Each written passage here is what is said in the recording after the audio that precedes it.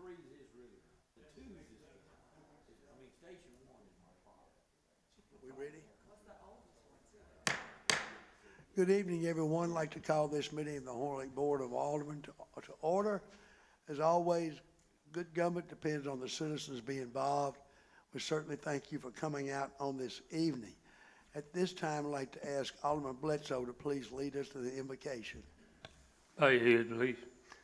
Dear Heavenly Father, thank you for this city that we have, and thank you for all the people that live here, and be with everybody and keep everybody well, and be with the aldermen and the mayor, and that we conduct business that reflect you, Jesus, and keep everybody safe, and like I say, keep everybody from getting sick.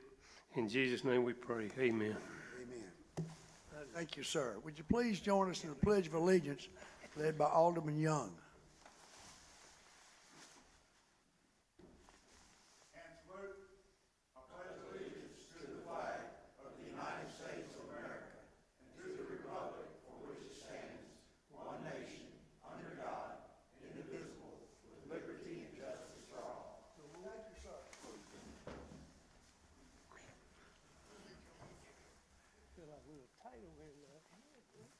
Roll call, please, Miss Julie.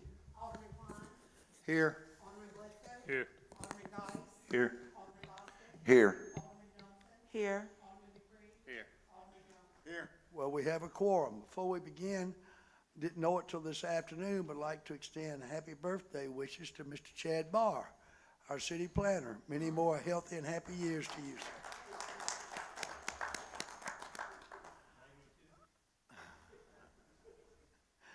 Also like to congratulate DeSoto County City Olive Branch. The winner of the Daytona 500 is from Olive Branch. So congratulations to him and that city. All right, item number 1, do we have a motion? Mayor. Alderman Bostic. Alderman Geis? Alderman Yes. Geis. I make a motion to approve the municipal docket. We have a motion by Alderman Geis. Do we have a second? Mayor, second. Alderman Young seconds the motion. Is there any discussion? Roll call, please. Alderman Klein. Aye. Alderman Bledsoe. Alderman Geis. Aye. Alderman Bostic. Aye. Aye. Aye. Motion carries 7 in favor, none opposed. Number 2 is the consent agenda. Do we have a motion? Mayor, Alderman Bostic. I'd like to make a motion to approve the consent agenda items A through L. We have a motion by Alderman Bostic. Do we have a second? Second. Second by Alderman Bledsoe. Is there any discussion? Roll call, please. Aye. Aye. Aye. Aye. Aye. Aye. Aye. Motion carries 7 in favor, none opposed. Number 3 is the claims docket. Do we have a motion? Mayor. Alderman Geis. I make a motion to approve the claims docket, general fund, $910,610.81. The library fund, $13,912.27.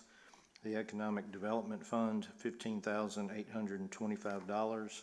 The utility fund, $108,877.36, for a total docket of $1,049,225.44. We have a motion by Alderman Geis. Do we have a second? Second. Second by Alderman Dupree. Is there any discussion? Roll call, please, Miss Julie. Alderman Klein. Aye. Alderman Bledsoe. Aye.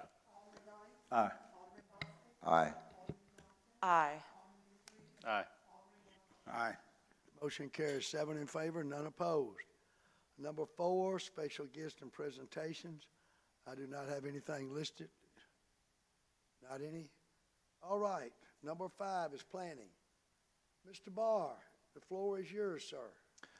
Thank you. Good evening, Mayor and Aldermen and citizens. Yeah, the first case here is a final plat. Actually, all the cases tonight are subdivisions. You can just stay on that same type of thought if you want, final plats.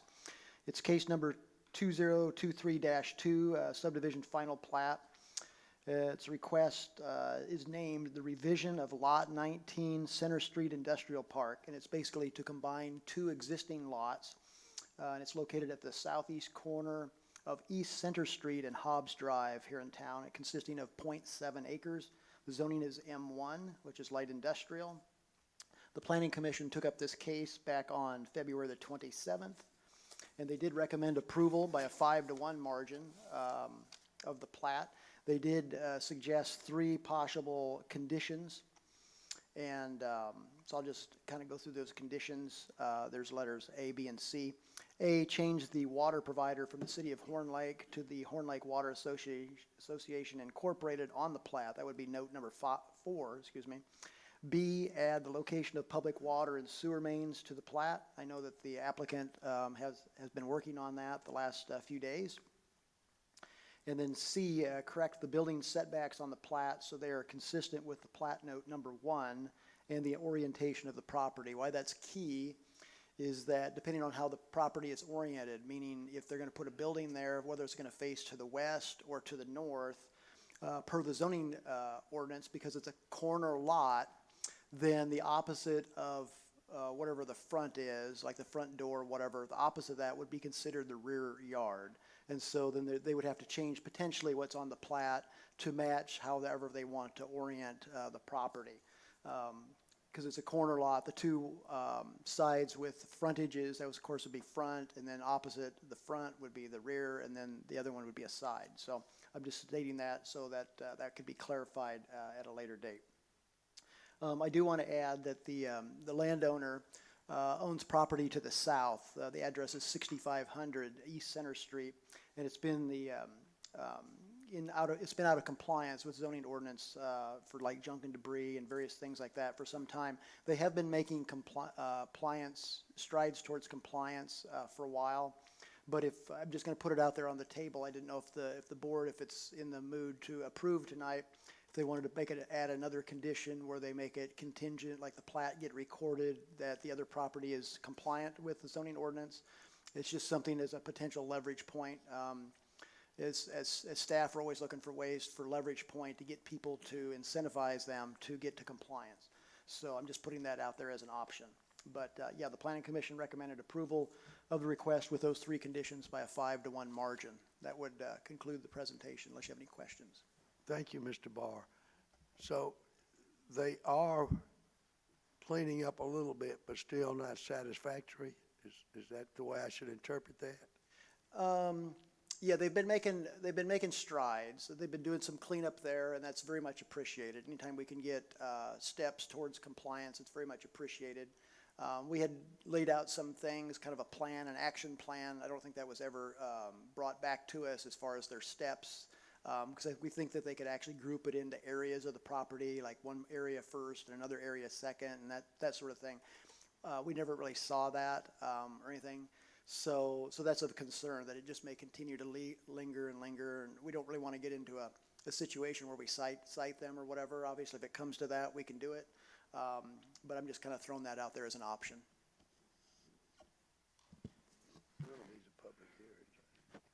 Does anyone on the board have any questions? Alderman Bostic.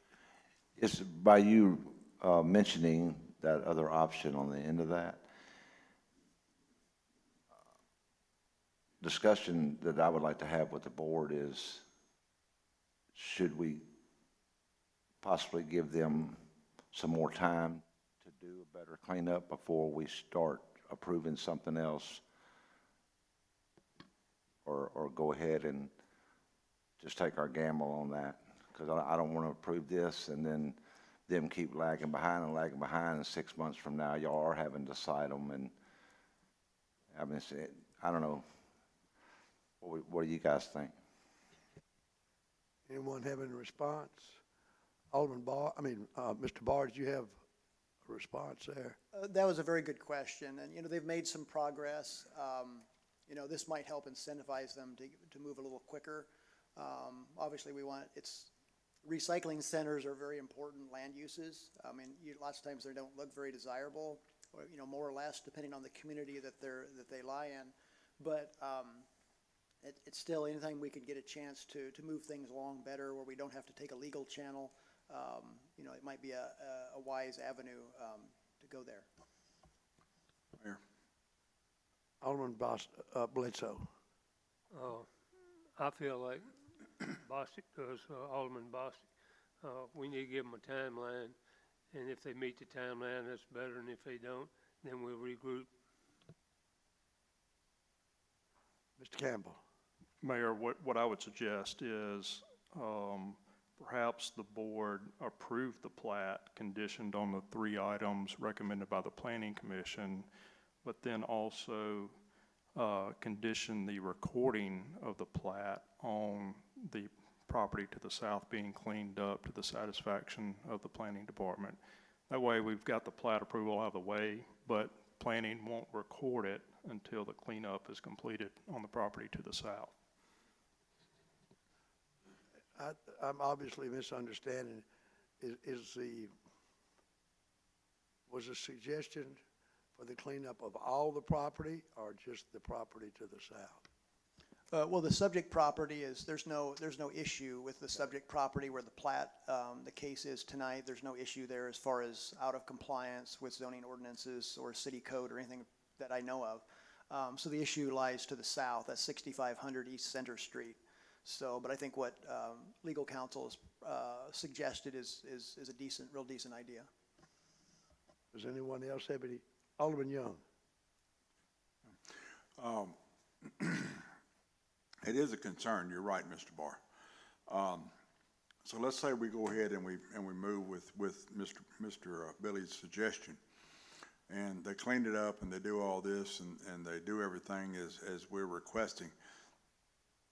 What mode do we have to support our advances if it happens more? Because, I mean, obviously they dragged their feet. Again, another good question. Let's say they come into compliance. They come up with a plan and they reach into compliance, and we can close the case, the violation case, and then let's say the plat, if that was an added condition tonight, was recorded, and let's say they came out of compliance at a future date, we got complaints or we noticed it on our own accord, then we could just reopen a new case and just pursue it that way, because the plat would have been recorded at that point, so it would just be a new case. So we'd be at the same place we're at right now.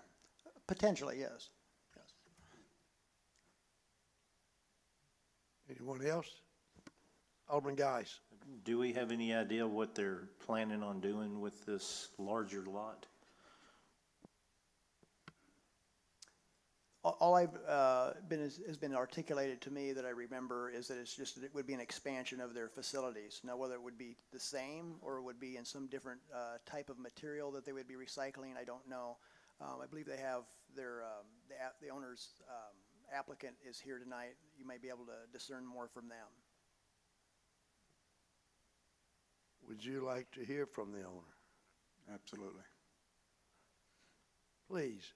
And when you come forward, would you please give your name and address for the minutes, please, sir? Sure. Good evening. Chance Walker, 8180 Airways Boulevard, South Haven. As far as I know, it's just an expansion of their current facility on that corner lot. But as for the code citations or violations, I'm not really sure. I'm just here for the plat. But as far as I know, they are planning to expand on that corner lot. Does anyone have any questions or comments for Mr. Chance? Thank you, sir. Oh, I'm sorry, Alderman. Good evening. So are you telling us that, we have concerns about the cleanliness of the property that's already owned? You have no idea about how it will be taken care of, or, what they might be doing or could possibly do to ensure us that that property is going to be in good condition without us spending time and resources citing them and getting people over there about the property? I'm just the engineering representative. I'm not really sure. I mean, as far as, I've been out there, 3 or 4 months ago, and it was fairly dirty. There's a lot of debris, and over the past 3 or 4 months, it looks like a different place. They've done a lot of cleaning up over there, but I don't know where that stands with, where it needs to be. Thank you. Anyone else? Alderman Bledsoe. Mr. Chad, is there any way to make them put a wooden fence up so that way at least you can't see it from the city, the street? Another very good question. Right now, the entire zoning in the area of the subject property of the plat, and then this property, the 6,500, and then the area is all the same. So from that standpoint, the zoning code does not, through its buffering section, through Article 5, doesn't kick in any other type of fencing requirement. If the board wanted to do that, that would be something, we'd have to consider or whatever, but just right out the gate, just using the normal wording of the zoning ordinance, there's no requirement to do additional buffering or screening.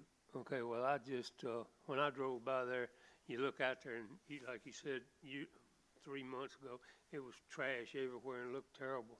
If you had a wooden fence, it wouldn't look so bad. Alderman Klein.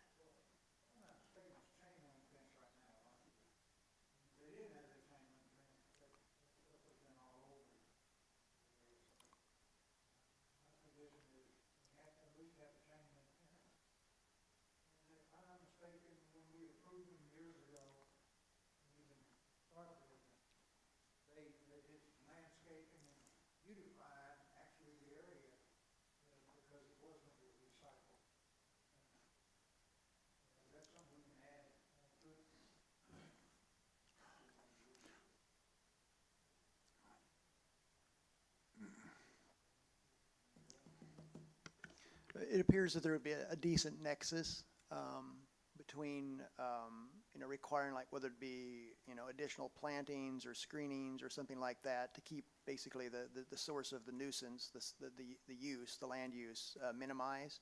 There are some houses in the area, there's a few, but they're non-conforming, so how long they'll stay as residences, I don't know. But they are non-conforming residential uses in the area, and that's been some of the source of the issue or whatever. And what I think of is, at least when I've talked to the code enforcement officers, there seems to be like 3 or 4 main issues on the 6,500 East Center Street property.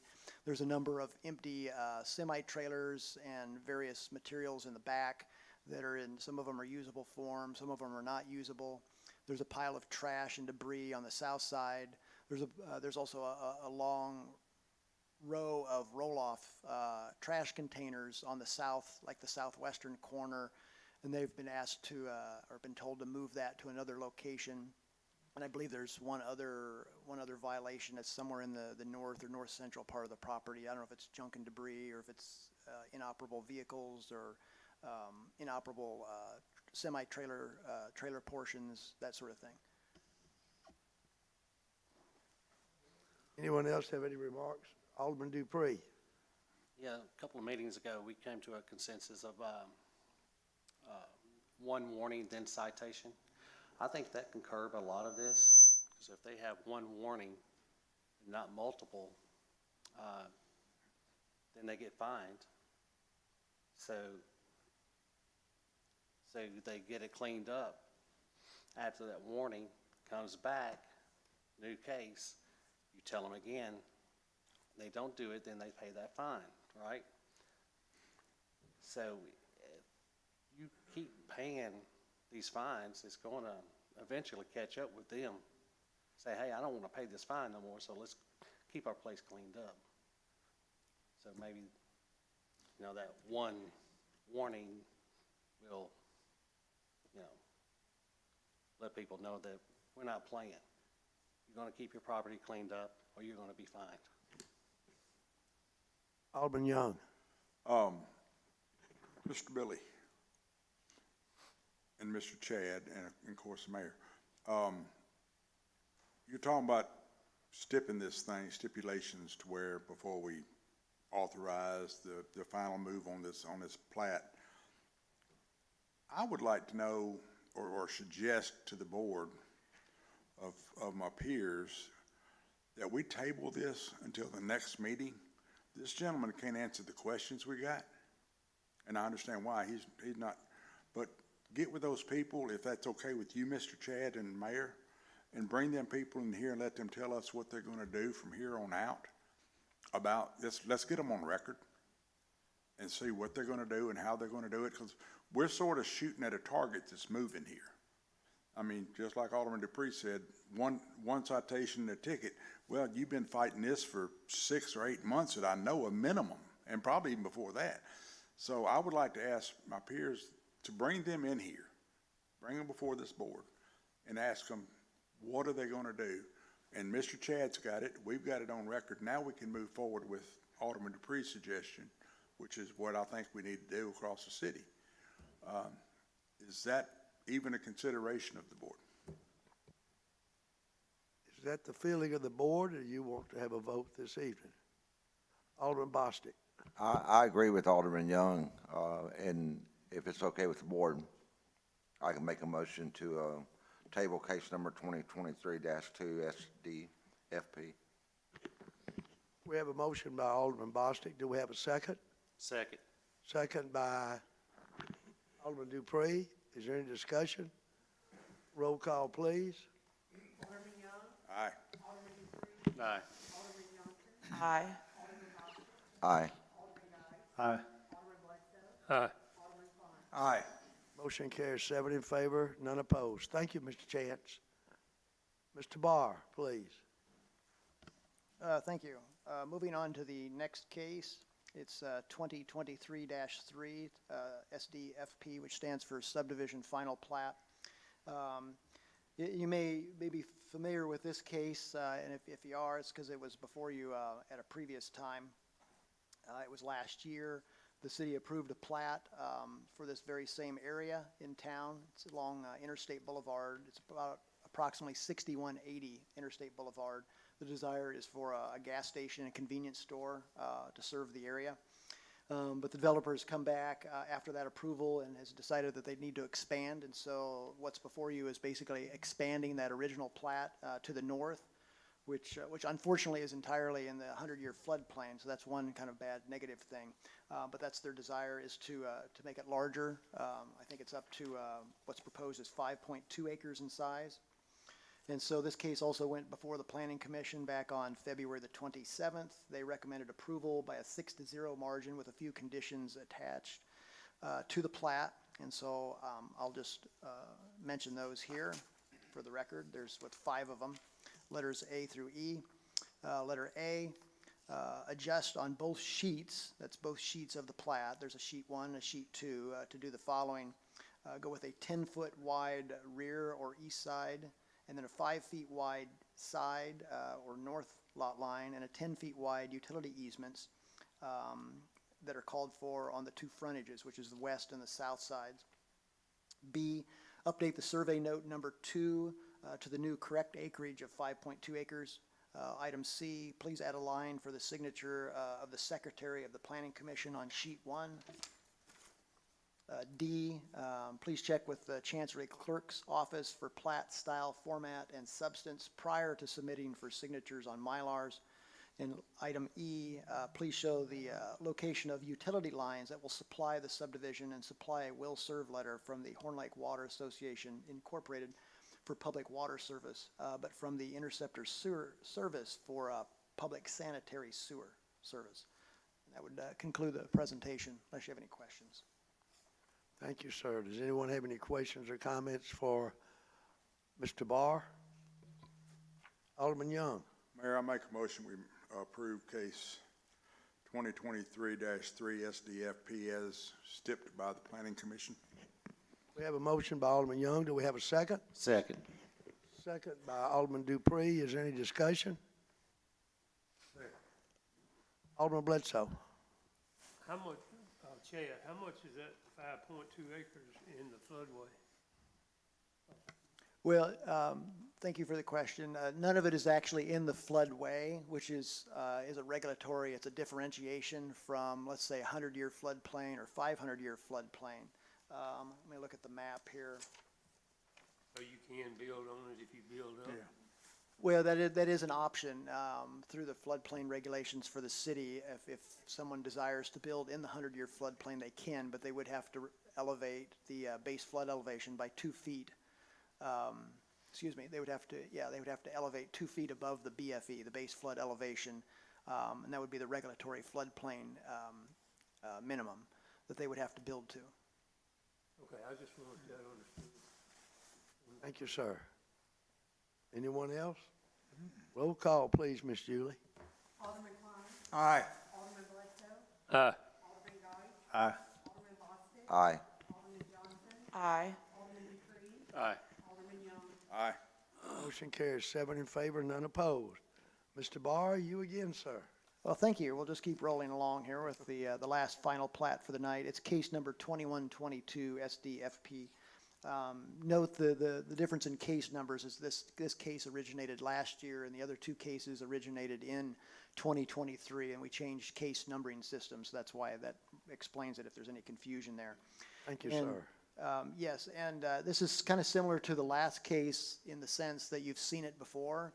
Originally, if you remember, this is at about 4500 Goodman Road West. That's an address that's unofficial and unassigned. And it's located between the Skate Odyssey and the Goodman Road Baptist Church on the north side of Goodman Road here in town. And this was considered by the city earlier, and the owner and the developer took two separate parcels and combined them into one. And that basically paved the way, almost literally, for the development, because developing is starting to occur on the subject parcel.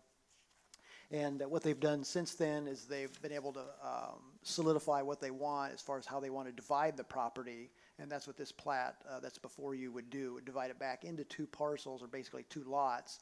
But one would be about 75–80% of the whole area, and the other one would be about 20 or 25% consisting of lots 1 and 2. So this was taken up by the original plat was taken up by the city in last September and approved. If you remember, there was also a rezoning from C4 to PUD zoning in December that was approved by the city. And so the Planning Commission looked at this again on February the 27th, and they recommended approval of the request by a 6-0 margin, again with a few conditions attached. I'll read those 3 conditions. Letter A, increase the rear yard utility easement for lot number 2 to 10 feet in width. B, add location of public water service and main lines on the plat.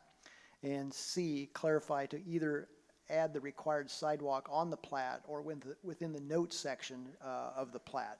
So they need to represent the sidewalk that needs to be furnished out there, either in a pictorial form on the plat or in a note form over in the note section to make them then it would be legally binding upon them. That would conclude the presentation unless you have any questions. Thank you, sir. Does anyone have any questions or comments? Do we have a motion? Mayor. Alderman Young. Mr. Chad, what's the advantage of them doing this? What would be their advantage? Good question. No, what they were trying to do here with breaking it up into the 2 lots, what they want to do on lot number, is it lot 1 or 2? Let me look. I think it's the bigger lot. All right, lot 1, whatever. Yeah, lot 1, thank you. That's where they're wanting to build a Spacebox West facility, and we're issuing building permits, and they've commenced dirt work out there for that. And then if you remember back to the PUD, they were specifying basically on lot 1 that it would be basically for internal and external storage of like vehicles and stuff, and that's proposed to be covered.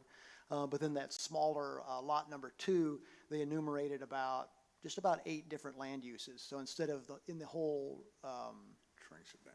instead of the whole C4 where there's like 54, they pinched it down to about 8. I think one was a restaurant and maybe like a medical office and stuff like that. So this is their way to be able to develop it in basically those. Diversify. Yes, in the 2 different capacities, yes. And I know the sidewalks will be ADA accessible, correct? Okay, thank you, sir. Appreciate it. Anyone else? Mayor, Mr. Box. I spoke with Chad about this earlier, on this, land here. The water main that runs down through there looks like it's gonna be out of, it's gonna be too high for what they're doing on their excavating out there on that ground. So that's gonna become a potential issue where that water main's gonna have to probably be lowered. And I just wanted to make sure everybody was clear on that so that we don't get stuck having to lower that water main. Are you suggesting that be, if the board does approve this, that be attached as a condition then? Yes. Okay. Anybody have any questions for Mr. Box? Do we have a motion? Mayor, Alderman Geis. Make a motion to approve case number 2122 SDFP, the request for a subdivision final plat named Spacebox West PUD, consisting of one lot located at approximately 4500 Goodman Road West, address unofficial and unassigned, and create two smaller lots consisting of 7.89 acres, plus or minus, including the recommendation by Mr. Box and the Planning Commission. We have a motion by Alderman Geis. Do we have a second? Second. Second by Alderman Bostic. Is there any discussion? Roll call, please. Alderman Young, Aye. Alderman Dupree, Aye. Alderman Johnson, Aye. Alderman Bostic, Aye. Alderman Guy, Aye. Alderman Bledsoe, Aye. Alderman Klein. Aye. Motion carries 7 in favor, none opposed. All right, moving down to number 6, new business. Letter A.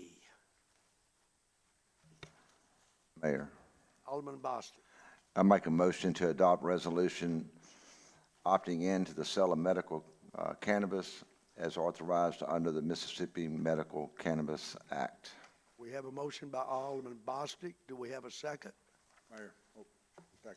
Second by Alderman Young. Is there any discussion? Mayor. Alderman Young. Mr. Billy, do we need to make a stipulation on there that, of what our local code is on it, or just let it ride as it is? That's in the body of the resolution. It's opts in as of April 7th, subject to the provisions of our ordinance, amending the zoning ordinance, and any other ordinances or regulations that may hereafter be adopted by the mayor and board. Anybody else have any comments or questions? Roll call. Do we have a second? All right. Roll call, please. Alderman Klein, Aye. Alderman Bledsoe, Nay. Alderman Guy, Aye. Aye. Aye. Nay. Aye. Alderman Bledsoe, was that a yay or a nay? Motion carries 5 in favor, 2 opposed. Letter B. Oh, I want to thank Mr. Box for his comments a while ago about the water line. Thank you very much, sir. All right, letter B. Do we have a motion? Mayor, Alderman Bostic. I want to make a motion to request the promotion of Roy Adams to Vehicle and Maintenance Mechanic 2 at the hourly rate of $20 per hour effective April the 2nd, 2023 in the Public Works Department. We have a motion by Alderman Bostic. Do we have a second? Second. Second by Alderman Bledsoe. Is there any discussion? Roll call, please. Alderman Young, Aye. Alderman Dupree, Aye. Alderman Johnson, Aye. Alderman Bostic, Aye. Alderman Guy, Aye. Alderman Bledsoe, Aye. Alderman Klein. Aye. Motion carries 7 in favor, none opposed. All right, that takes care of number 6. Number 7 is citizen remarks. Do we have any? We have none. All right, going down to number 8, Mayor Alderman correspondence. Discussion on the AERC proposal for the new animal shelter. I believe Mr. Wallace is here. Mr. Wallace is with AERC. I always want to put the R first. To answer any questions which feel like any of the board may have.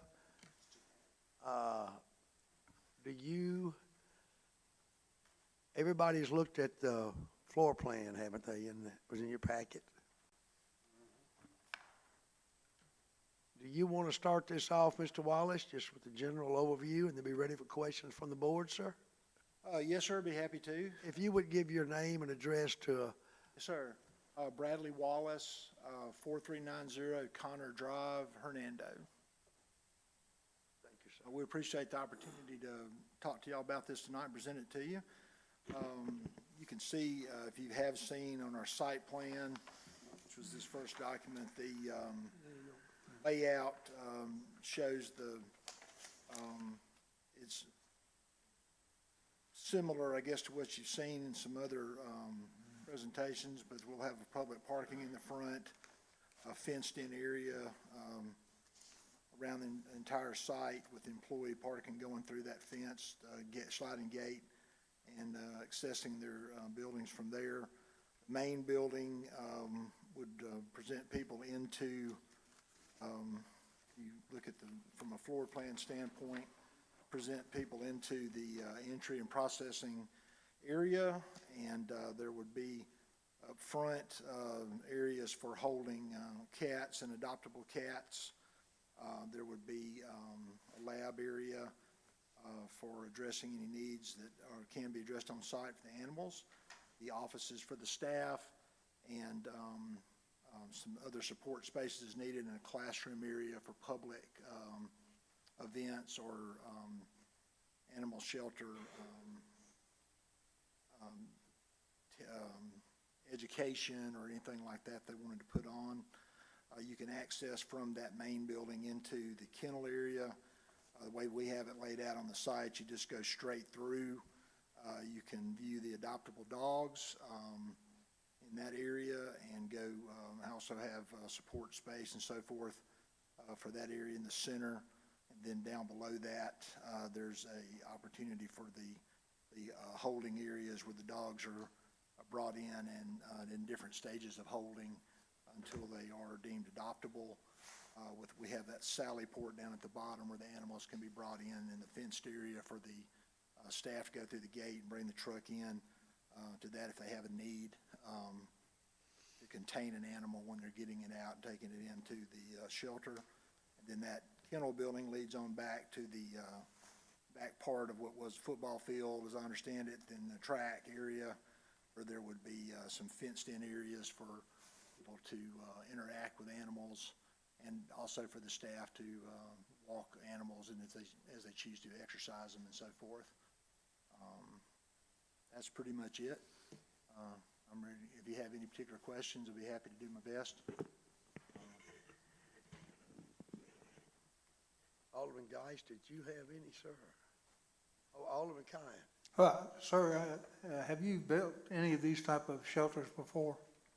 We're actually completing the Hernando Animal Shelter. Right now, it's toward the end of construction. We have done that one. And I have personally had experience before I came to AERC. I am an architect professionally, have been for my career, adult life. But I did also work for the city of South Haven for over 20 years. Among other things, I was involved in the animal control, overseeing that, facilitating that. So I'm pretty familiar with animal shelters per se, and the ones that our firm has done is primarily, I would say, the one in Hernando is obviously the most recent experience. So we have some familiarity from both my experience and what this firm has also done there. So, Alderman Geis. Sir, the one in Hernando, is that a building from the ground up, or are you repurposing a building? It's a new building, yes, sir. It's a new building? Yes, sir. Okay. And on this design here, I know what I read, it talked about epoxy on the flooring and all that. What kind would you guys recommend using on that? Well, generally, we're just talking about sealed concrete floors. I mean, it would just, in the interest of durability and longevity of the finishes, we're talking about a CMU walls primarily, particularly in any animal areas where the animals are. That could be epoxy painted for durability and longevity there. The floors would just be a exposed concrete with a epoxy sealant on it. I don't have a particular brand. I mean, we can, if there's something special that you wanted to use or you've had a good experience with, obviously that could be utilized if you choose, or if you've had a bad experience, we can stay away from something that you don't like. Okay. So. And a couple more questions on the HVAC system. The issues we're having in our current shelter because it wasn't designed correctly. Yes, sir. No ventilation, the smell, things like that. What type of HVAC system would that have? Would you be recommending? I've understood that y'all have an interest in actually conditioning the space, or at least considering that on the interior where the animals are. That you, at the minimum, if you didn't do that, obviously you want to have a pretty significant exhaust system that can pull the air through and cool it down and exhaust the smell and stuff during the hot summers that we have. If you actually want to condition it with an HVAC system, we would seek to have, obviously, pretty frequent air exchanges to get that air changed out so you wouldn't have as much of the smell issue. And also, I would highly recommend, based on my experience in South Haven, with a vigorous filter changing program that needs to be done, because those do, I mean, it's like a monthly, if not more. I think it's a mess when you get the animals in there and all the hair flying around, everything that goes on there. Yes. But it could go, I mean, like I said, if you do install an HVAC system, and that's what you want to do, it certainly can be done. It would be obviously advisable for it to take into great consideration the amount of air being exchanged out of there anytime, but particularly in the hotter spring, summertime of the year. Yes, sir. And two more. Yes, sir. The sanitation, how it would be cleaned up and where that water and stuff would flow. Well, I mean, you have to have somewhere. It can be done different ways, I guess, but you would, as you're hosing and getting things out, it would need to go to contained, drainage area that would take it to a place where you can deal with it as a sanitary sewer issue. I'm sure there's different ways to deal with that, but I mean, basically it would just be to make sure you're getting everything out where you want it, from where you want it to be, into a system that can take it where it needs to be. And so that I've seen like an in-floor drain, that can accept the material you're talking about. Yes, sir. And then direct it to proper containment and whatever that device is there. I'm not sure what the access is for sewer on that site yet. I don't know all those details, Yes, sir. but it can be dealt with that way. Yes, sir. And the last one is soundproofing. Yes, sir. I know if this is cinder block inside with paint or epoxy on it, Yes, it's sir. going to echo and be loud. Yes, sir. It's going to be loud. I don't know, honestly, I'm not going to tell you I know how to effectively soundproof a dog kennel. That's a tough assignment. Yes. But we would look into, given that you're wanting to contain, you're not trying to, I mean, you can put insulation and things in the wall and on the wall surfaces that is part of the construction that can help with the sound going out and relaying from space to space. But inside that space while you're there, if you're trying to control it, it's going to be some measure of acoustical panel or material. Possibly, again, if we're talking about HVAC system that would want it like a hard ceiling in the space, then you might want to put it on the ceiling. Probably not going to want to put it on the walls per se. Yes, sir. But you could look at some opportunities to treat it perhaps in the ceiling area or up above. If you do have exposed, you could have it up above there.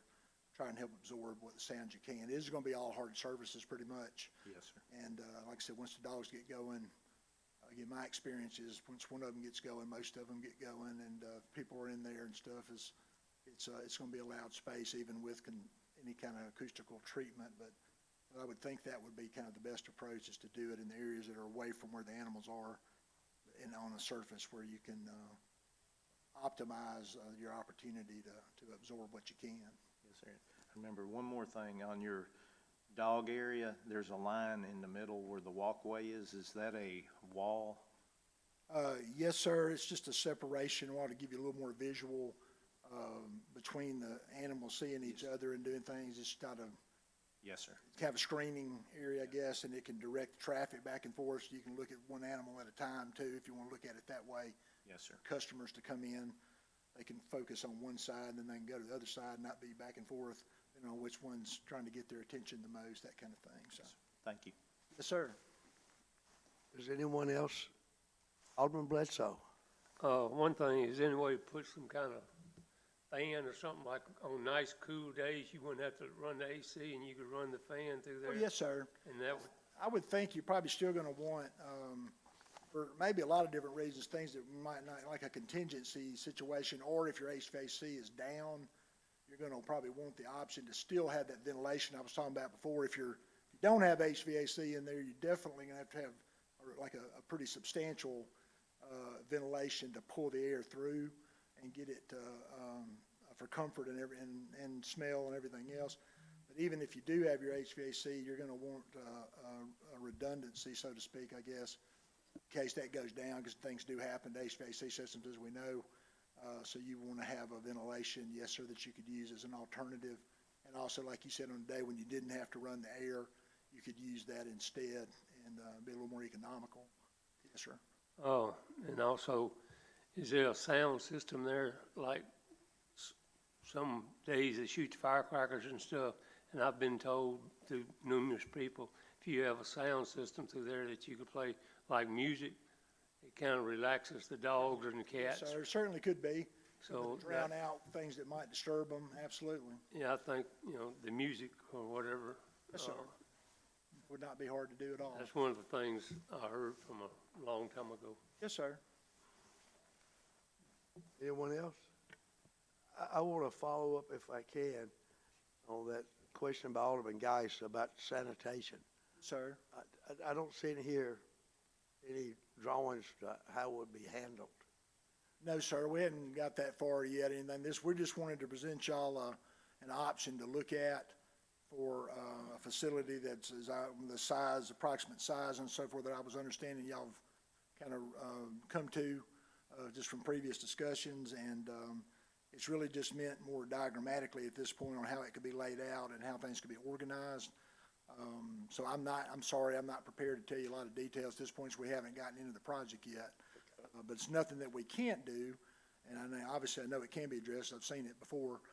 It really just depends on what's available on the site from, again, a sanitary sewer standpoint, ultimately, and then how your folks want to work it and how they're best do when they do their cleaning and stuff, what's the best opportunity for them, which is stuff, obviously, if we got the project, we would be discussing with y'all, so. All right, sir. Yes, sir. Thank you, sir. Anyone else? Yes, sir. Alderman Bostic. How you doing this evening? Good, how are you? Good. I just, a couple quick questions for you. The price that you have presented before us, is that negotiable, or is that in stone? I would say it's still negotiable, yes, sir. It's based on, the overall price is based on, our fee is based on the percentage of the estimate that we put in there on the cover sheet there. And that's, it is an estimate. I would say it's negotiable at this point to, if there's anything we can do to firm that up, and then we can talk about how that affects fee and so forth, if that's what you're talking about. Right. And the 7% construction cost, is that standard, or is that? It's a pretty typical fee in our, yes, sir. I'm used to seeing like 10 or 15%. When I saw the 7, I'm like, I think Sir. they've made a Well, I'd be happy to mathematical change it. error there. Me too, but, we were just gonna go with 7, so, that's. And what percentage of would you need down if we did the deal? How much do you require up front to start the project?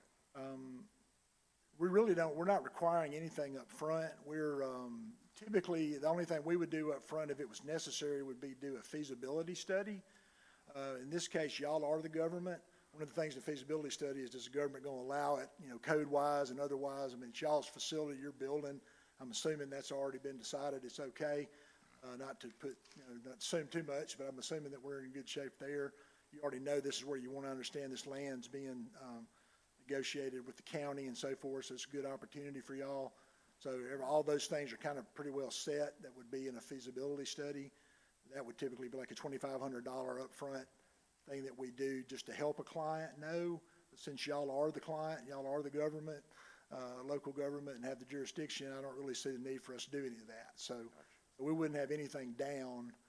We would just the contract would show y'all our plans for the way our fees are broken down is we will do schematic design development, and construction documents.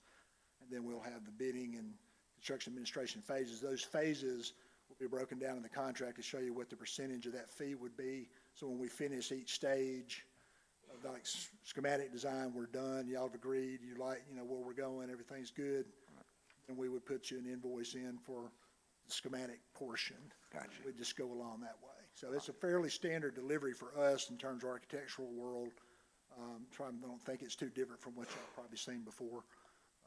But that's the way we would handle it. You use a lot of local construction guys here, or you bring in somebody from another? Well, it's going to Jackson be a public bid. We certainly The ones that's doing Hernando, are they local? Yes, sir. They're in this area. I'm not really sure, to be honest, where they're from. That project already started when I came to the firm. got you. So I'm not I got you. directly involved in it. Okay. I believe they are in the area. But they, as a public bid, obviously it's open to whoever's qualified. You don't have to accept any. You get to decide what you do with it once the bids come in. But we, would certainly encourage, folks that we've had a good experience with to look at it. And, they may go as far from here to over in the Corinth area, that kind of, I mean, that North Mississippi area. Okay. Maybe some up across the line in Memphis, but it's gonna be, you know, with the ones we've had the best experience with, they're gonna be, I would consider them at least regional, if not directly local. They're not all in DeSoto County necessarily, but Right, I try understand. to encourage, like I said, a public bid, anybody's welcome that's qualified. But we try to encourage the ones we've had the best experience with, because that helps our clients and us. Gotcha. So to at least bid it, you know, when it's their time, so. Thank you very much. Yes, sir. Following up on Alderman Bostic's remarks about the question, I noticed in 6.1, the cost of the work does not include the compensation of the architect. So you're saying that's negotiable? Is that what you're saying? The construction cost, yes, sir, the fee is a percentage of the construction cost. Right. Try to give you an estimate of what we're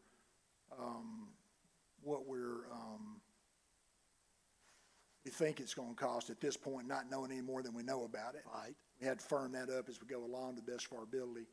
And then, of course, you'll know when you get your bids what it's actually gonna cost, and then our fee would be a percentage of that. So that's what it's Enough. saying, is that the construction cost is one number, our fee would be based on that cost. And Yes, sir. that number would, that's where that comes from. Yes, sir. Just wanted to clarify it for Yes, sir. everybody.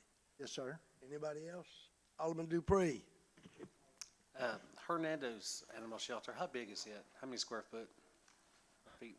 Believe it's, 6,000, 6 or 8, I apologize, I'm not. So it's about half of what we're gonna It's be. about half, yes, sir. Okay. Your business, what is it, what do y'all mainly construct? We actually do a wide variety, AERC, in this area, they've done,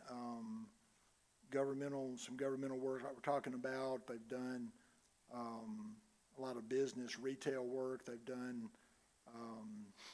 larger, like, manufacturing and, industrial, I guess you'd say, work like that.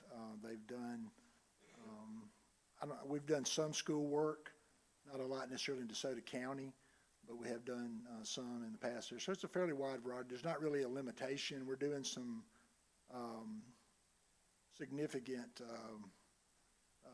mixed-use developments. They're on the boards right now. They're ready to go, but we haven't been turned loose on them. There's some in this area, South Haven particularly, and we have one in Hernando that's also getting close.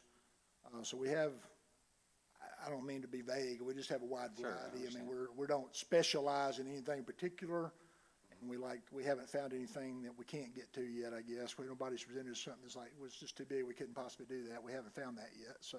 Right. The reason I asked is because a dog shelter is a little different from It is. a warehouse, so It is. I just wanted to see where you were going with that, what you are capable of doing.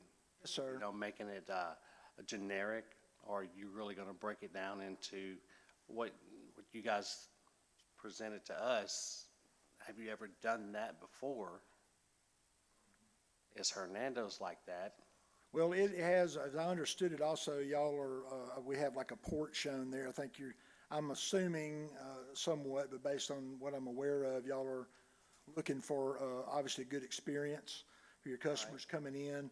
Shelter, I do know, again, from my past experience, shelter can be a scary place. You bring your kids in, everybody wants to see the puppies and the kittens and everything's great, but once they start hollering and screaming and everything, it becomes a little harsh. Right. And, sometimes it's a lot of things going on up front. It can be kind of cramped. This Good is a thing lot of y'all- money, and so we just want Well, to make yes, sure it's sir. gonna be done right the first time. Absolutely. Well, I was gonna say, one of the things y'all have done, I think, that is good for yourselves is to plan something that is larger, that allow you capacity for the issues that come up with animal control, but also to give you a nicer area where you can come in and people can be kind of greet and have a more pleasant experience to start with than sometimes the shelters get a little cramped. There's a lot going on up front. You're trying to just rush people to the back and things. I think you have an opportunity here to give somebody a better, when they come in, be a little more welcoming and give them a little more positive experience. And you get to the animal portion and you've got areas to take them outside and do those, kind of making it more of an extensive facility, I think is a neat approach that we haven't really seen so much locally. Like I said, more of them, they're all smaller than this one that I'm aware of.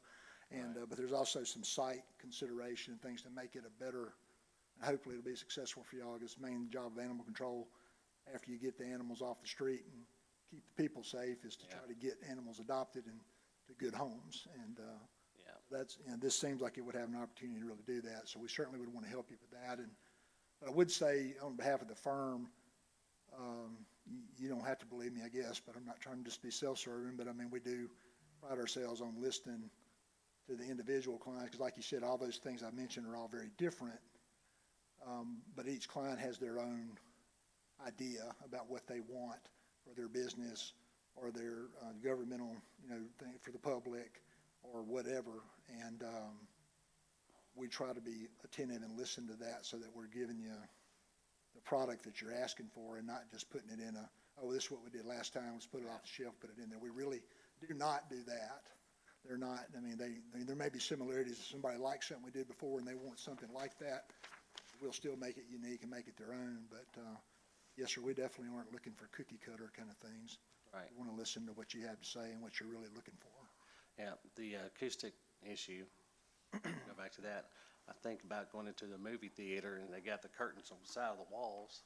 They don't have the curtains, in each aisle.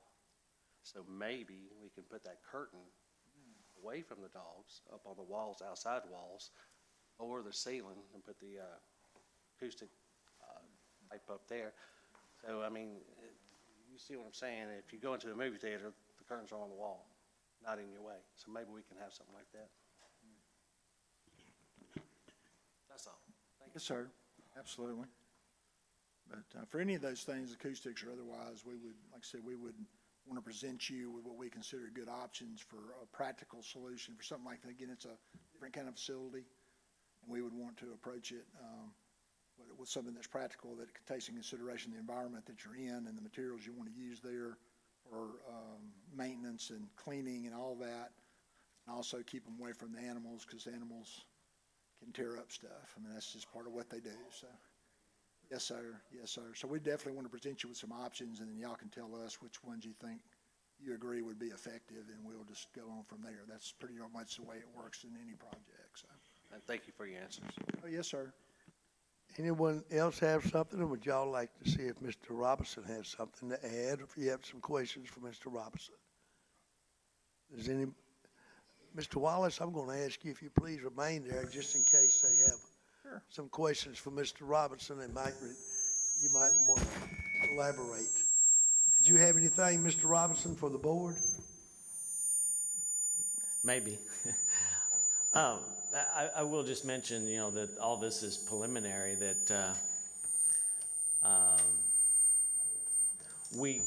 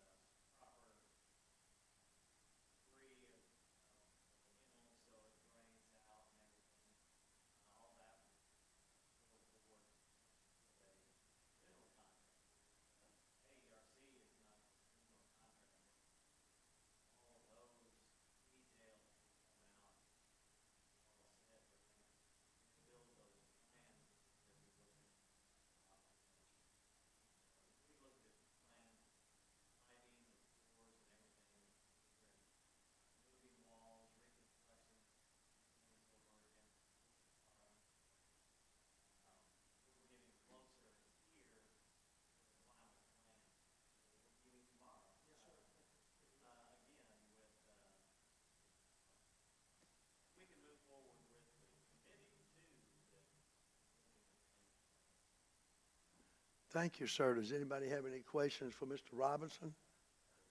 Alderman Geis.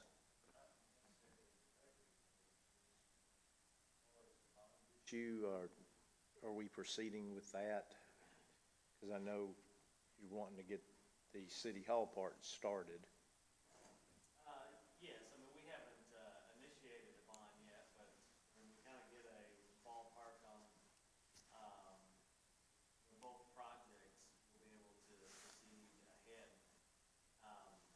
The animal shelter project has the biggest span, anywhere from 4.1, their proposal all the way up to 6. That's a big span, but once we kind of get a firmer number on animal shelter, we'll have a better idea on City Hallway. I agree with Alderman Geis and with you, Mr. Robinson. The sooner we can get some numbers together, the interest rates just keep going up and up and up. And the sooner we can come to an agreement and a plan for the animal shelter, I think in the long run, it'll save us a lot of money. Thank you, Mr. Anybody else have any questions, Mr. Wallace? Mr. Wallace, thank you for coming, and we appreciate your input and all the information you provided. Thank you, sir. All right. We are on number 8. Alderman Young, did you have anything tonight, sir? Just one question, sir. Our next meeting is also in conflict with the DeSoto County Soil and Water Conservation Meeting and Banquet. I'm assuming that we're going to stand tall on our meeting protocol at that time, that we're not going to be dining with them or going to them because we have a meeting that night. Is that correct? Yes, sir. That is the first Tuesday in April. There's also, as Alderman Young pointed out, the annual meeting of the DeSoto County Soil and Water Board for their annual banquet, which they extended invitations to. If I understand you correctly, are you implying maybe the board changes meeting night? I'm just asking if whatever the board wants to do, I'm not suggesting that we do. I'm not sure that we legally can. I don't know. There's a procedure to go through for changing a board meeting night. We're a little late to do that. That's what I thought. You know, we can not have a meeting on April 4th by virtue of not having a quorum show up for a meeting.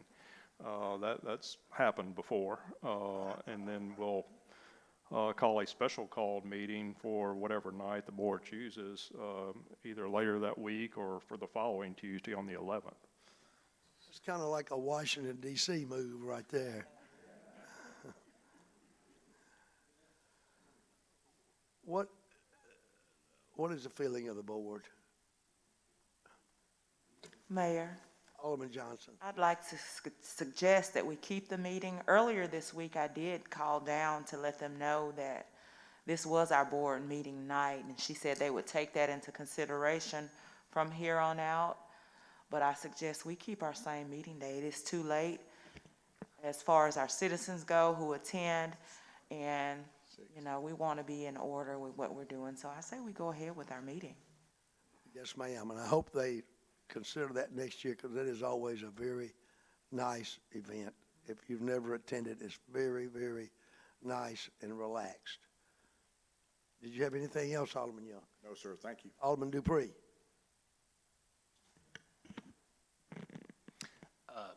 Yes.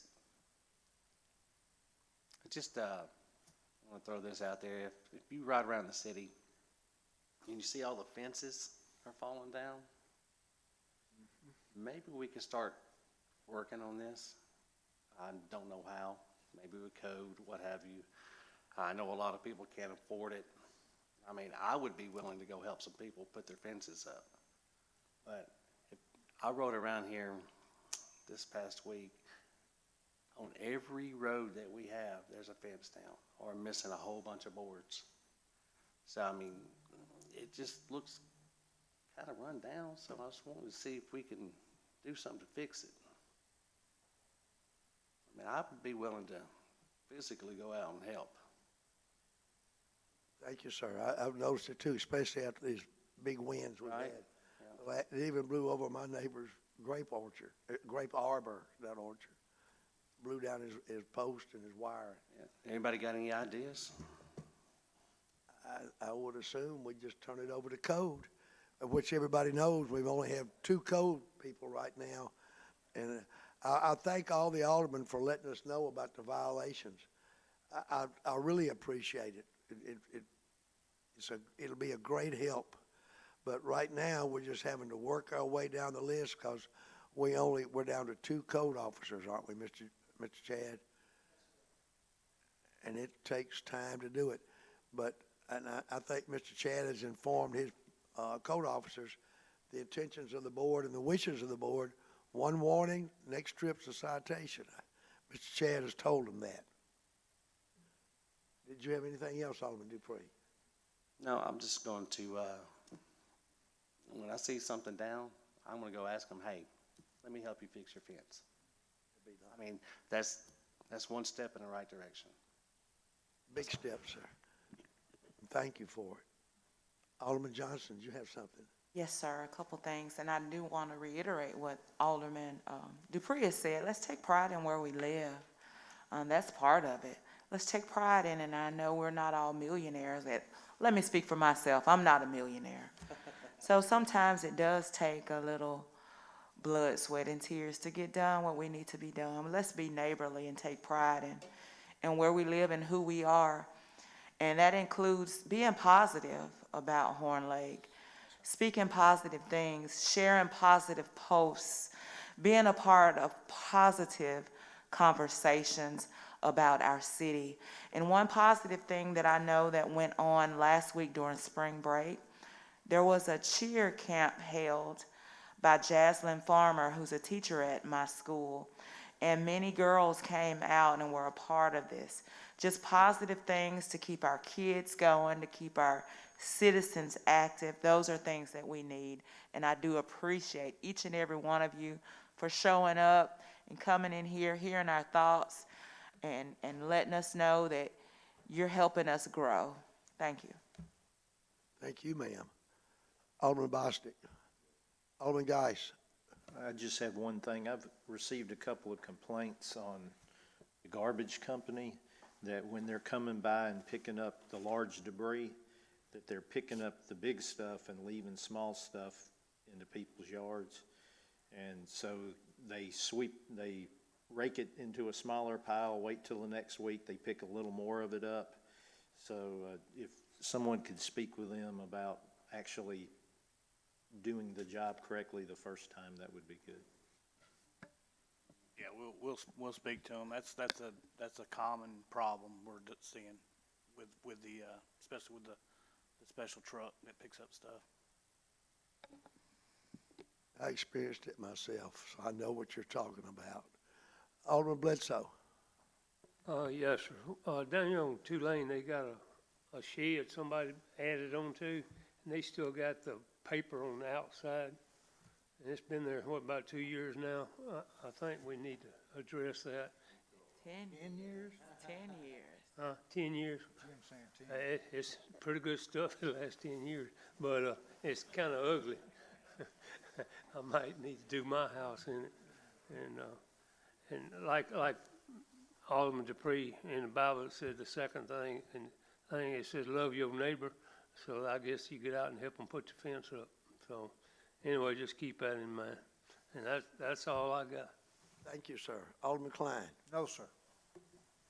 Major, welcome. Do you have anything for the board, ma'am? No, sir, Mayor. Does anyone have any questions for the major? Mr. Box, do you have anything for the board? Thank you, Mayor and Board. No, I don't have anything this evening. Anyone have questions, Mr. Box?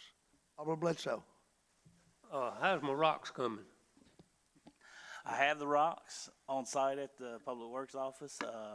We're just trying to get time to get out there to do the work. We got so much on us right now that it's one of the, it's on the list, but we just haven't got around to that one Okay. yet. Well, with all the rain we got, you might have to add some more rocks. I got plenty of them. Mayor, Alderman Dupree. at 4840 now, where do you stand on that? I know y'all did a great job so far on that. Yeah, it's, they've completed it, other than, I think Asphalt. the driveway right now, they're letting that settle in before they do any fixing that back up. Yeah, you did a great job. Thank you very much. You're welcome. Anyone else? Chief Linville, good evening, sir. How are you, sir? I'm well. Hope you are too, sir.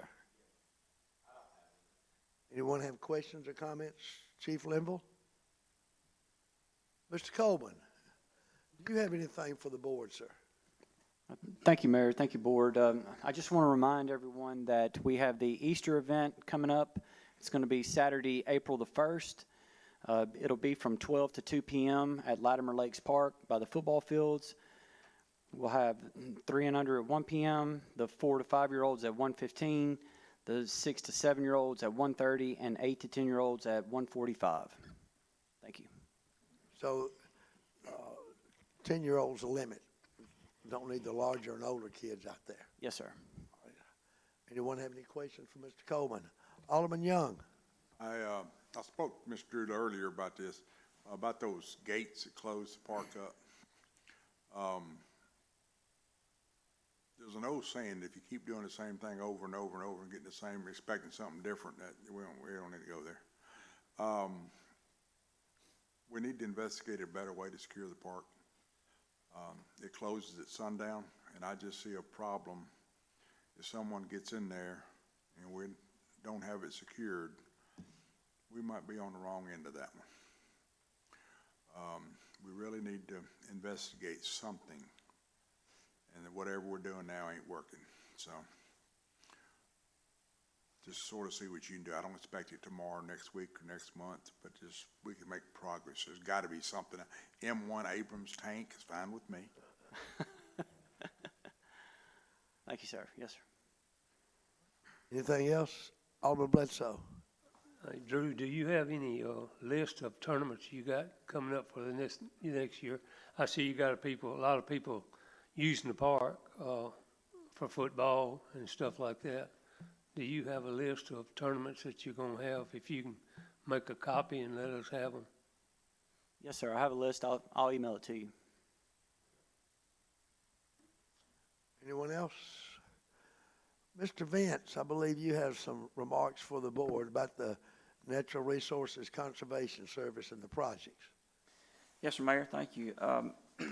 What I have, I guess, is to present the next round of EWP projects. I think you have a map there before you. I hope you do anyway, that shows there's 8 sites that we've identified over the last, 6+ months or so that has been brought to our attention, and we've gone out and looked at these sites, and they are candidates for the EWP project. So we will be sending these in probably next week for application, and then hopefully we can get those funded within the next couple of 3 months. It seems like the money is flowing a lot quicker now through this program than it has been in the past. So I just wanted you to look at those sites, make sure that there's not anything that we have maybe overlooked or anything that somebody has knows about that we don't maybe. So just take a look at that map, and if there's something that any of you see that is not there, please let us know before next week, or we'll try to get those on there. And as you know, that's the NRCS money that is like a 75-25 grant that the city will be paying 25% of those projects. The other thing I just wanted to bring your attention is that we are going to be advertising the Twin Lakes subdivision water improvements. That will be advertised it'll be advertised next week for April the 24th bid opening. So hopefully everything goes smooth and we get an award on that. We should be in construction by end of June, 1st of July. Well, thank you, sir. Thank you very much. And I remember from a long time ago that EWP money, it was several years waiting just to move around on it. Yes, sir. Does anybody have any questions or comments for Mr. Bitts? Thank you, sir. Mr. Chad, do you have anything for the board? Thank you, Mr. Mayor. Actually, I got 5 items, if I may, but I'll try to be quick about it. First is to the public, just a reminder that through the end of the week, they can still go through the city's webpage and to contribute to their things that they have of most interest or things that could be addressed for the city for the comprehensive plan. So that will be available through Friday of this week. So I would encourage people to do that, whether they be at home or in person. Second, I've got, I just want to know, commend Code. They've been working their tails off.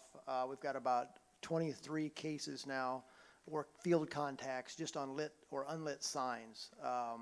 And they've been working in the evenings, they've been working on Saturdays. Of course, when they work on a Saturday, they don't work during the week. So then sometimes when they alternate like that, then we only have one code person during the week. So in conjunction with that, we do have interviews later this week. We've got 6 candidates. We're hoping we can find 1 or 2 people that we can make offers to. So Code's been doing good with the signs, and we hope to see more progress here in the intermediate future as far as getting the signs lit and repaired around the community. Third thing is we've had several contacts from the public, general public, on the medical cannabis. So it does appear that there is genuine interest in establishing dispensaries, and we've been working with legal counsel to kind of work out any ambiguities of the law between the state law and what the city did to try to figure that out, to give good quality answers to the citizenry. And so I commend Billy on that. He's expert. He's really very useful, and he's very helpful, and we really appreciate that as staff. It's very good. Let's see. And then the last thing is this, it's kind of, others have touched on it tonight. It's just kind of like the plight of like trash and debris. And it's just not in this area or region, but in my recent travelings through Oklahoma and Arkansas and Missouri and Kansas, it just seems to be a national plague.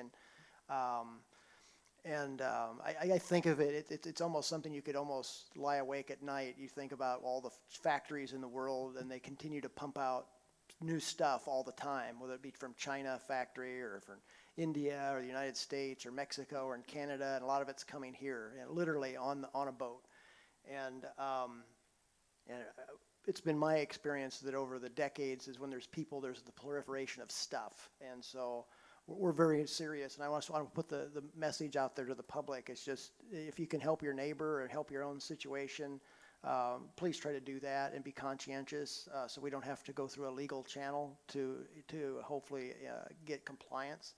And we're trying to pivot within the department, because before we used to kind of come from the standpoint of try to build a relationship. If somebody was a property owner, was out of compliance, that we could, get to a point where we get compliance, but we've also built a relationship there, and we're trying to pivot per the board's instruction, where we do the one inspection and the second inspection. If it's not in compliance, then do the ticket or the citation route. I mean, so even if it's the little old widow that's 85 dying of cancer, if they don't have it in compliance, we're going to issue a ticket. So that may sound hard, but then they can take their plight to the judge, and hopefully the judge can handle those situations, and it's not on code or the department to make those determinations. So we're serious about that, because if I could invite everybody to do like a mental exercise for a minute, and where I'm going to go with this, and I'm going to connect the dots, is that think of some violation that's out there that you see, that you know of, either it's in the community or you've seen it elsewhere. But think that one of the things that happened there is that it happened over time. It might have happened overnight. It might have happened in a week, in a month. It might have been 10 years in the making. But it's been my experience, I've been in the business like 30 years and been doing compliance, about 17 years of that, is that when we get out in the field as enforcement personnel, we hear lots of excuses, and some of them might be very valid, but when you think, let's take whatever compliance issue that you may have come up with in your mind, whether it be a signage or junk and debris or inoperable vehicles or whatever, it took time to get to that point. And think of point A as being in compliance perfectly, everything's perfect, everything's wonderful, There's no code issues, there's no issue at all. And you think of point B as being out of compliance, and we've got whatever the state of the situation is. And then we got to get back to point A, and that's going to take some time. But during the course of going originally from A to B, there was people, let's think of them as perpetrators, you know, the people that have now the issue where they're out of compliance. They had good weather, they had bad weather, they had good health, they had bad health, they had good economy, they had bad economy. They had all these things occur, but the compliance was still left. It's now out of compliance. And so I'm in the position as like, you can tell me your excuse, but I don't care. At the end, I'm going to ask you is, you know, how long is it going to take? When do you think you can reach compliance? Because if not, we're going to write you a ticket, and you can tell it to the judge. So I just want the public just to know that. But the best thing would be is just everybody could just work together and just care about the environment and care about their situation. And so, because everywhere I go across the country, it's the same issues. It's whether it's Arizona, Colorado, you just pick a state, pick a city, pick a county. It's proliferating everywhere, and there's more stuff coming. And I'm not saying it's that recycling and salvage places aren't legitimate. They're very legitimate, and there's going to be a need for probably more of that as the culture shifts over from combustion engines to cars that run, you know, with electrical propellers. And so there's going to be more proliferation of that, and there's going to be more need of that. And so as a community, we need to be thinking if we want more of that in our city in a specific spot, because it's a legitimate land use. So I guess I would be just on my soapbox here just to kind of encourage the public do what they can to prevent, because I think Ben Franklin is like, you know, if you can prevent something before it happens, it's just a lot easier than having to deal with the after effects. So thank you. Thank you, sir, and thank you for emphasizing the position of the board and the position of code enforcement. One warning, the next one is a citation to come before the judge. It's unfortunately come down to that's a necessity. And thank you for listening this afternoon. I expressed Alderman Young's question about the lights around the windows and stuff. All the, what do you call them, running lights? Is that what you would call those? Rope lights. Rope lights. Rope lights around which are against the code, and Mr. Barr said he would definitely get on top of that. Anybody have any questions for Mr. Barr? Right here, Mayor. Ladies first. Mr. Barr, can you address this issue? Now, I know we cannot sell Easter baskets on the street or park and sell Easter baskets Valentine's Day, Mother's Day, Father's Day. We do not tolerate that behavior. Can I say it again? We do not tolerate selling of baskets or whatever you have to sell anywhere in the city of Horn Lake. However, in contrast, I saw Girl Scout cookies being sold. Tell me how this is handled. Very good question. We haven't had any complaints about Girl Scout selling cookies, so I don't know. Maybe this is a new area. This may bring up a thing. When I was in college, I had a professor. His name was Eric Kelly, and he later wrote a book called Zoning Enforcement. And one of the ideas in that particular publication was the idea of rating violations. Some are more serious than others or whatever. I know the city of San Diego, California, they adopted a lot of what he put out in the book or whatever, and they came up with a rating system on different types of violations. Basically, you know, and when I worked at a past jurisdiction at a county or whatever, we went through the planning commission. And we went away through a process. We came up with a 3-tiered system to score violations that would occur. And so the ones that obviously had the highest numbers, we would, you know, adjudicate or try to adjudicate or get compliance first, and the ones that are lower on the list. So, you know, perhaps the Girl Scout cookies are lower on the list. I don't know, but yeah, you make a good point as far as the sale of the baskets or whatever, though that's a nice intention or whatever. I mean, the only way really to do that is to get a transit vendor license. And I believe we treat that, it can only be in a C3 zone, a commercial 3C, because that's like the only zoning district where you can have a temporary business. And so the only way to do that would be to pull a transient vendor's license in a C3 zone, and that would be for a specific amount of time. That way, if they have that, whoever has that, if, whether it's code or police rolls up on them or whatever, they can show that they've got the proper permit to be there for that specific amount of time. So that's what I would recommend the public do if they could do that. I think that's what we've been doing. I think that's what we've been doing, trying to work it out. Anyone else? Mayor, Alderman Young. just right quick, on your, talking about the fences and all this kind of stuff, Mr. Dupree and everything, let's keep in our mind that we have a new rental code now. And we can certainly find and get with the property owners, it's their responsibility to fix that fence, not the people renting that house.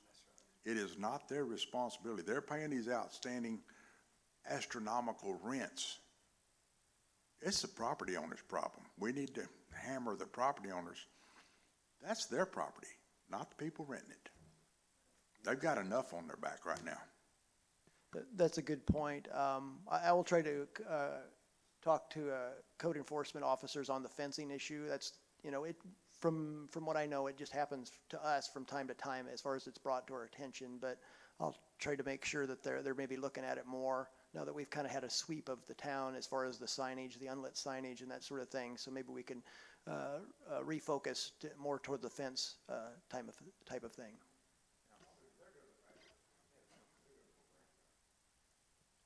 Thank you, sir. Anyone else? Mr. Robinson, did you have anything for the board? Yeah. Yes, sir. I didn't want to try that mic, squeak at me again. A couple of financial aspects I just wanted to share with the board that we did get our ad valorem check in, and it was a little over 1.7 million for our ad valorem tax, so that's a good note, still going forward. Obviously, it's not like the larger one that comes in January, February, but that was a good number. I'm also reviewing a report that hopefully I'll have before you next board meeting. This is our continuing disclosure annual financial information. If people don't think that we keep financial information out there before them, they're not looking, because besides this report, you know, we have our audits. This report is just as big or larger than our audit, which gives a lot of our financial information. And this report that I hope to have at your spot next week goes through the city's financial period ending September of 21. So you should have that. There's just a few things that I needed to correct and get back to them. Another positive note, hopefully you've seen the new fitness court and kind of how it is all coming together. They have all of the designs on the walls. They are coming back in this Friday because I am having them redo a few things that they have messed up on. But we are looking at, I spoke with a representative with the governor's office, and April 24th is also the day of the Reagan Day dinner that night, and they are looking at trying to have, the governor's got 3 different things going on that day, but he plans on ending up here for that banquet that night, and we're hoping to get a ribbon cutting prior to that. So that will come. I'll get that information to you, but April 24th is the Reagan Day dinner, and we're hoping to have him here to help us cut that ribbon and get everything going to where our citizens can start using that fitness court. But it's a great amenity.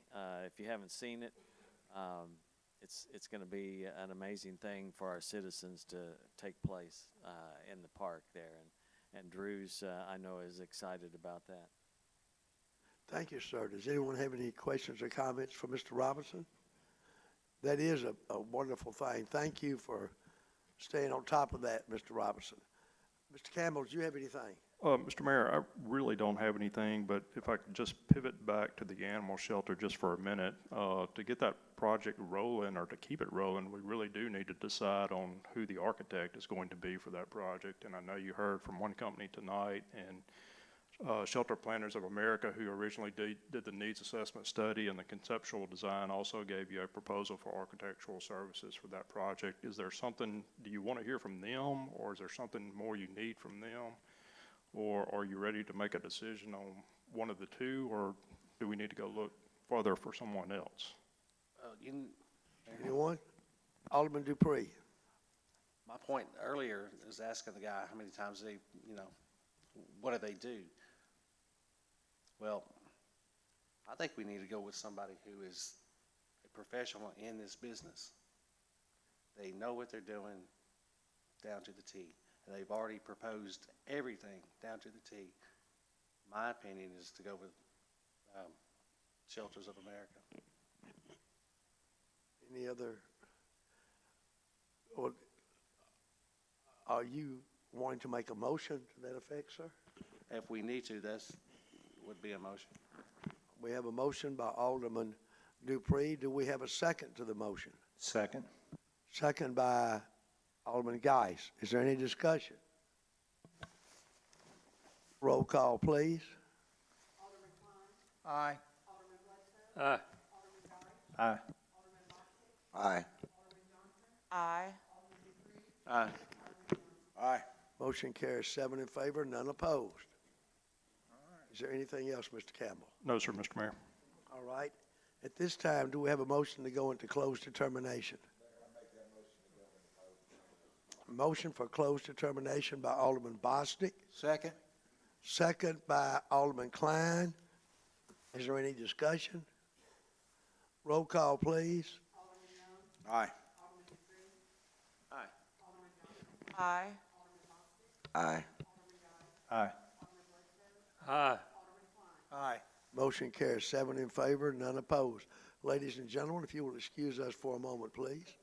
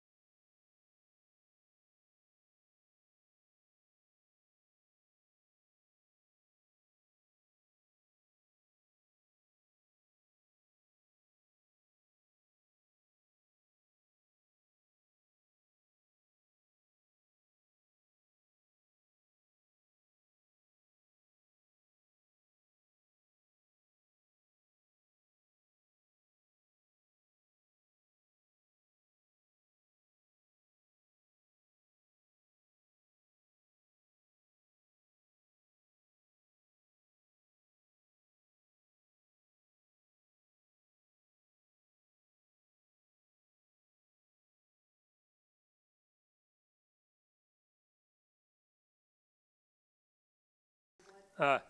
Alderman Guy. Aye. Aye. Alderman Aye. Aye. Aye. Motion carries 7 in favor, none opposed. Do we have a motion to go into executive session?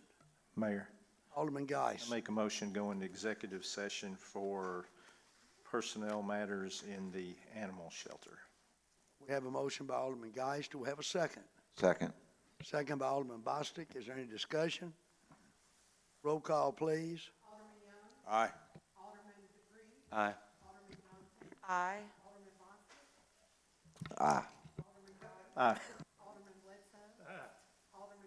Aye. Motion carries 7 in favor, none opposed. Ladies and gentlemen, I beg your pardon again. Please excuse us.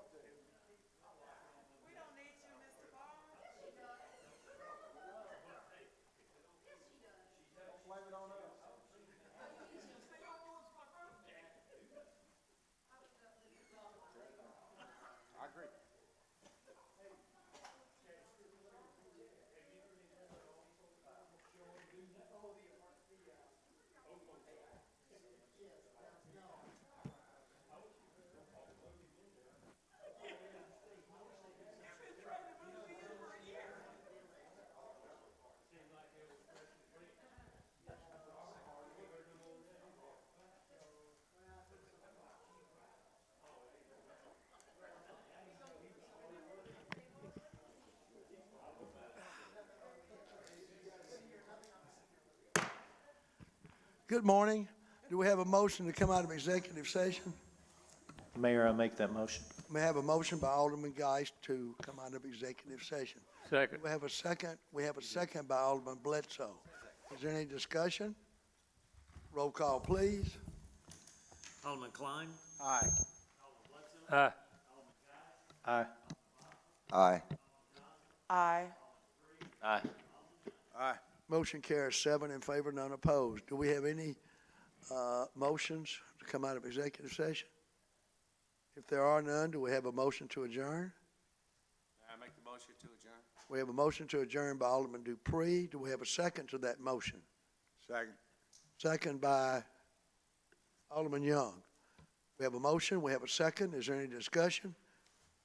Roll call, please. Aye. Aye. Aye. Aye. Aye. Aye. Motion carries 7 in favor, none opposed. Ladies and gentlemen, we are adjourned. Please be careful going home.